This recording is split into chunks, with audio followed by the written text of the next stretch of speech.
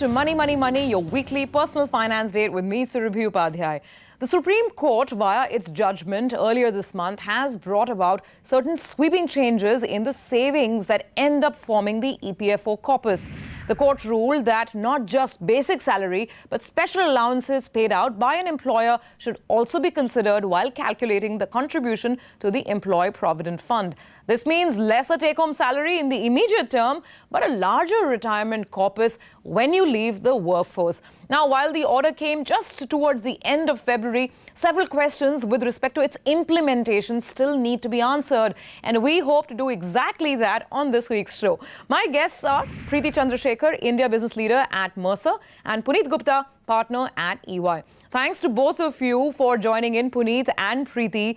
So, I mean, we're still to come to terms with the manner in which this is going to play out, because EPFO has been the default vehicle for so many working Indians for so many years. So let's get your first thoughts on what the court has ruled. The lady kicks it off. So Preeti, you go first. If you look at the ruling, Surabhi, and compare it with what was there in the BEAR Act, the BEAR Act for Provident Fund always indicated that all the allowances which are ordinarily paid to employees, uniformly paid to all of them, needs to be included. What got excluded primarily was aspects such as commissions, bonuses, where it is linked to somebody's performance, etc.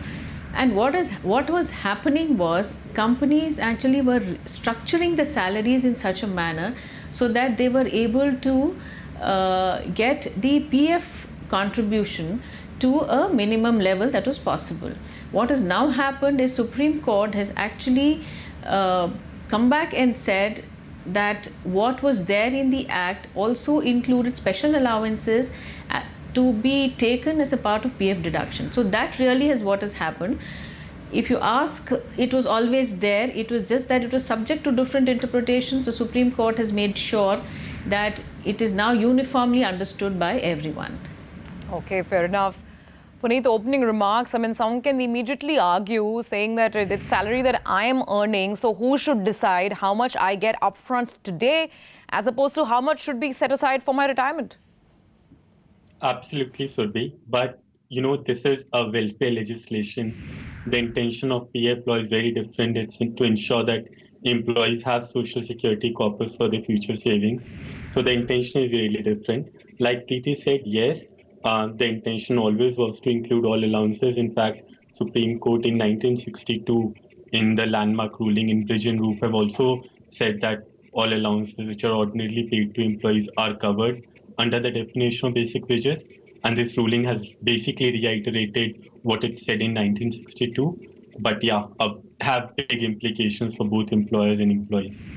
So just to sort of take a couple of steps back, Puneet, if you could enlighten us, what was the genesis of this case? How come all of a sudden the court, and that to the highest court of the land, had to come in and clarify how you calculate EPF contribution? What was the genesis? Right. So Surabhi, in the industry, generally employers contribute towards PF only on basic salary. And there's been huge litigations ever since the PF Act is implemented on whether these allowances are covered under the definition of basic wages. There have been multiple High Court rulings, a lot of them saying that allowances are covered, some also saying that allowances are not covered. So it has always been a huge litigative issue in India.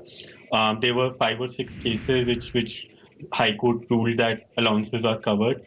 Employers have filed appeals against these High Court rulings in the Supreme Court. The Supreme Court clubbed these 5 rulings, and then this decision is an outcome of those 5 appeals. So it has always been a matter of debate in India. It's just that Supreme Court have now held that allowances are covered. But I think I'll draw your attention to one point which somewhere has not been dealt in this ruling, is the provision to para 26A, which allows employees to restrict contributions on 15,000 rupees per month if their salary is more than 15,000 rupees. And somewhere the Supreme Court ruling hasn't really given any view on that limit. So how will that limit be applicable, and whether all employees or only certain categories of employees will get impacted by this ruling is something there still needs to be a lot of clarity on. Oh, absolutely. In fact, I'm going to come to some of those points in just a second. But first, let's understand what all needs to be calculated or how the calculations will now happen. Preeti, so it's very clear that if there is any salary head, such as special allowance, then that has to be a part of the sum on which you calculate the 12% contribution, right? Now, what about a head like, choice pay, residuary choice pay, and dearness allowance for that matter? So all of these will be clubbed, and then should we calculate 12% of this? Yes. So if I go again, I refer back to the Act and also see that in conjunction with the Supreme Court ruling. It's very clear that the allowances, which are either things like bonuses, commissions, which are related to performance and which are not paid uniformly to everyone, are what get excluded. HRA was always excluded, that continues. But what has got very explicitly stated is the special allowance, which is what is interesting, you see, because many most organizations, I would say, were actually having a category called a special allowance, which was like a balancing item or a catch-all. So that is now getting included.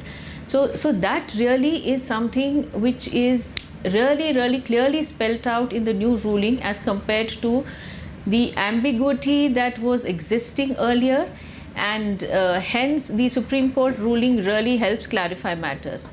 But to Puneet's point, I would also like to reiterate that all this that we are talking about is for employees whose pay is less than 15,000. So why are we not mentioning 15,000? Again, going back to what some of the experts are saying, well, we are not changing the Act, right? The PF Act remains the same. What we are doing right now is just clarifying matters which seemed ambiguous at that point in time. So 15,000 remains. There's no discussion right now on whether that would change or not. But and also to the point of, there are many organizations saying, what is the effective date? Is it retrospective? Is it prospective? Sure. There again, we would need to wait and watch. This is again a very gray area. We would need to wait and watch as to what is going to be the outcome. But one school of thought is, it was always there, right? So it's just that people were not doing it. So why talk of a prospective effect? So let's take these issues one at a time. And first, let's understand the mandate of the EPFO Act itself. So Puneet, to the point on 15,000, and correct me if I'm wrong, basically, if you're earning more than 15,000 rupees, you can opt out of the EPFO as well, right? It is not a legal provision that binds you to keep contributing to the Employee Provident Organization. Isn't that so?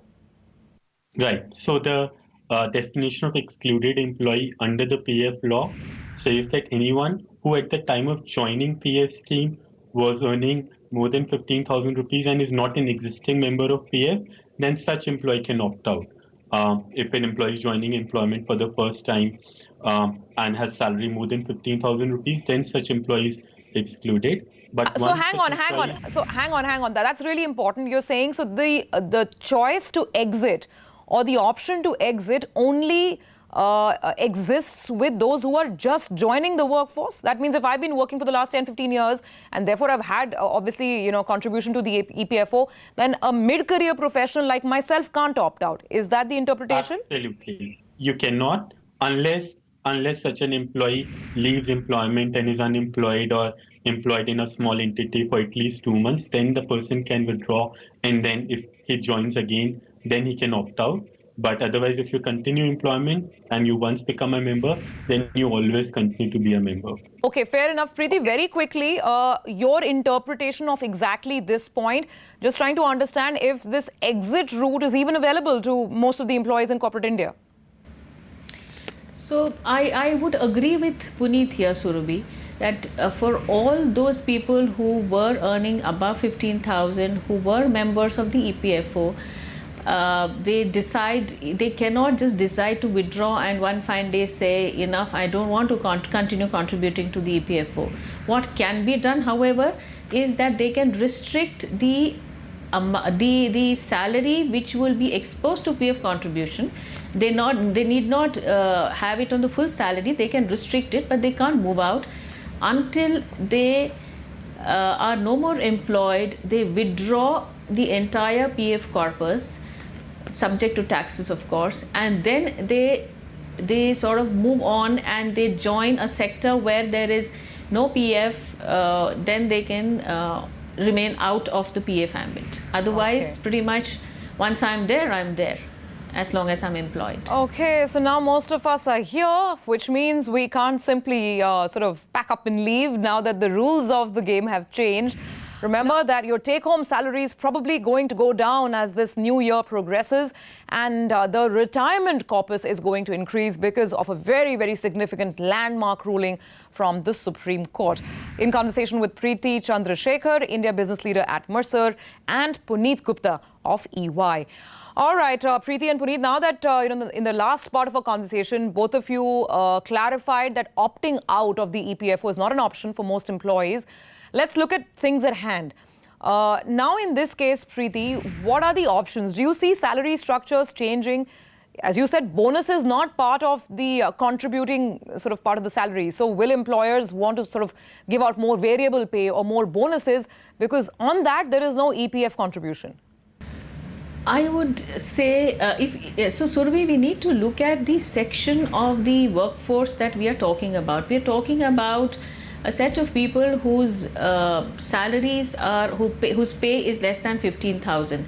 We do have some element of bonuses and commissions, but you see, typically organizations tend to give them more guaranteed amount of money and less variable pay. So that would stay because their control on parts of the business and the business profitability, etc., is very, very less. So it is really not fair to expose them too much onto the variable pay just because I, as an organization, want to restrict the provident fund contribution. But what some of the companies are doing is that they are looking at restructuring the salary for sure. And we have heard a few companies, of course, this is very, very new. So, the solutions are emerging as we speak. But what we have also seen organizations do is they're giving like a one-time amount to employees to cover the reduced take home, let's say for a year or so, and then it falls back to the normal course. And most organizations, what they're doing is, if it is so as an example, if somebody's basic was 10,000 and the special allowance was 4,000 rupees, so the PF would now be deducted on a total of 14,000. Now compare that with a person whose basic was 10,000 and let's say special allowance was 6,000. So in this case, while the total is 16,000, the companies would be restricting the PF contribution to 15,000, just as an illustration, so that the effect on such an employee is far lesser. But definitely the dichotomy is that the take home reduces, but to your point, Surabhi, the PF, the contribution towards the retirement kitty does increase. This would make a dent in the short term, definitely for employees. But once companies go through the entire restructuring exercises, you will have more solutions emerging, which would balance out things between the employer and the employee.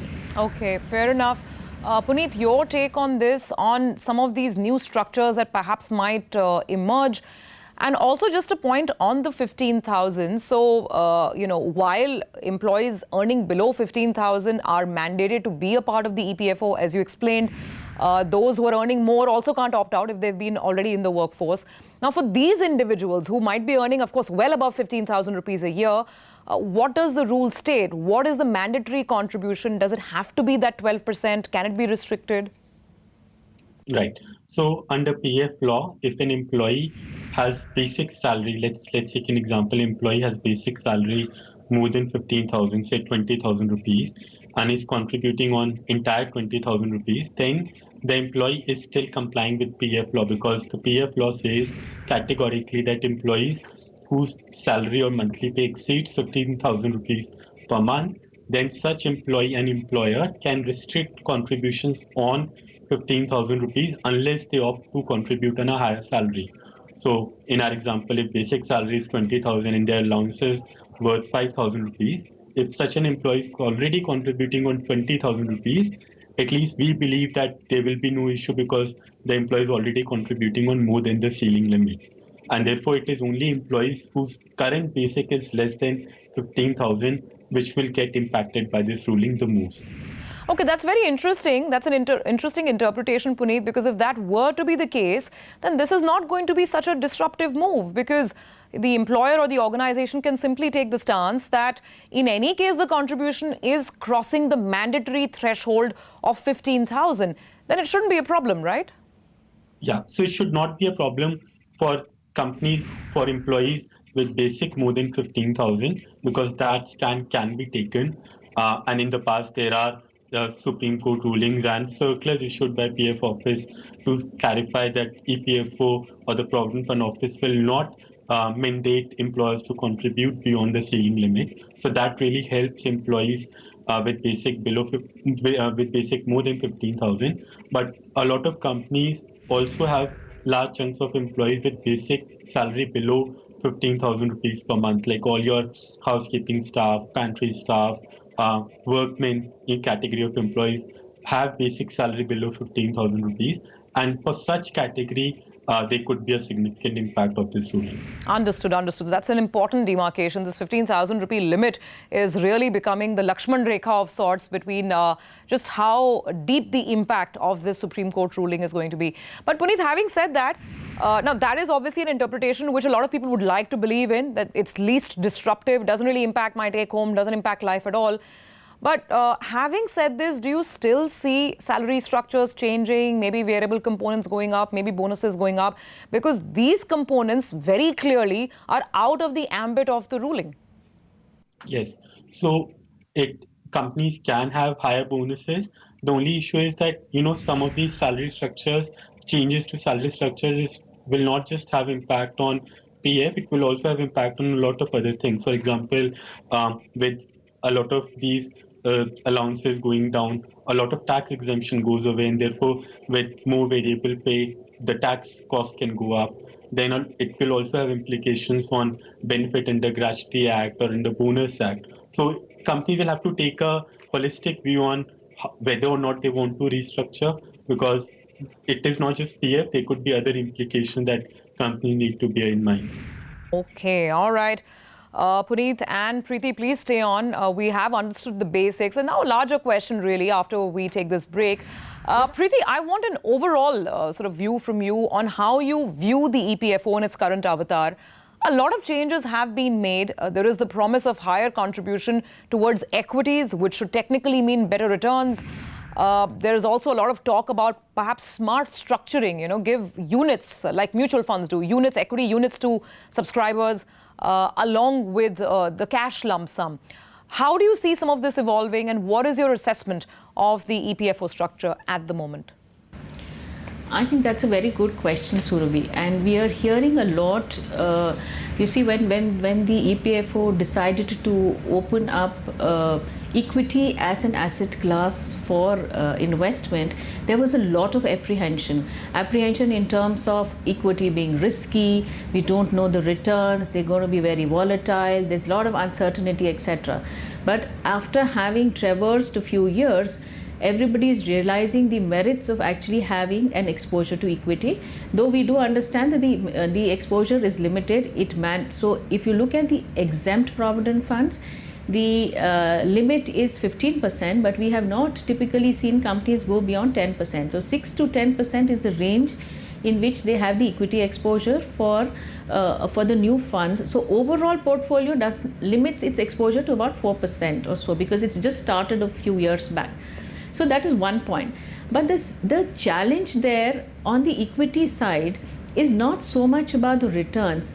You see, there is a technical aspect which relates to how do you account for that equity revenue. It is much easier for me to recognize the revenue when it comes to bonds. I have the coupons which take care of the revenue portion. So that's one point. The second point, interestingly, is we all thought that equity is really, really highly risky. But look at what has happened recently, in terms of some of the fixed income securities. So clearly, it's no more a thought that equity is the only risky asset class would really hold true, because you have other asset classes which are equally exposed, or maybe more. Absolutely. Puneet, let me bring you in on this as well, because EPFO, the organization itself, is undergoing changes. What place should the EPFO have when you're thinking retirement security? Because let's not forget, there's also the National Pension Scheme. Unfortunately, not too many employers are right now offering both these avenues as an automatic route through which your salaries can start getting invested for retirement. But what should be the right mix? Right. So the right mix, I think, will be specific for each individual. But one fundamental difference that one should note between PF and NPS is that while PF is is really like a bank account where each month employer and employee contributes, and whenever employee decides to leave employment, employee basically gets a lump sum withdrawal from PF. There is no pension amount, at least from PF account. While NPS, there are a lot of restrictions. While it does provide a lot of flexibility in terms of how an employee wants to invest, under what category, whether they want higher equity or they want higher debt. So there's a lot of options and flexibility in NPS. But then it restricts withdrawal, because before 60 years of age, employee can practically only withdraw 20% lump sum, and the balance 80% is mandatorily contributed to an annuity plan. So employees will have to find a right mix. If the intention is to have monthly pension post-retirement, then NPS is a very solid retirement savings plan, because the whole intention is to provide monthly pension benefit after retirement under NPS, which is currently lacking in EPF. So EPF is good for having a lump sum withdrawal post-retirement, while NPS is a great tool to have monthly pension, ongoing pension post-retirement. So very quickly then, Puneet, what do you personally do? What do you advise your friends and family members to do when it comes to contribution to both of these schemes, and what's the ideal mix? So I would say do continue with PF, because it has been the age-old retirement savings scheme. It has worked really well for our parents, and hopefully will work very well for us also. So do continue 12% of your basic towards PF, and have a private NPS account or through the corporate, because NPS you can have a corporate account or you can have an individual account, and every year contribute some money to NPS, so that by the end of your retirement you have both the lump sum benefit to take care of through the EPS, and you have your monthly pension through the NPS. So have the right mix. All right, so have a right mix. Preeti, last 30 seconds, last word with you. As the employee and the employer undergo this transition, and I think it's important to ask the questions. As an employee, we need to be aware. We can ask the EPFO contribution to be restricted.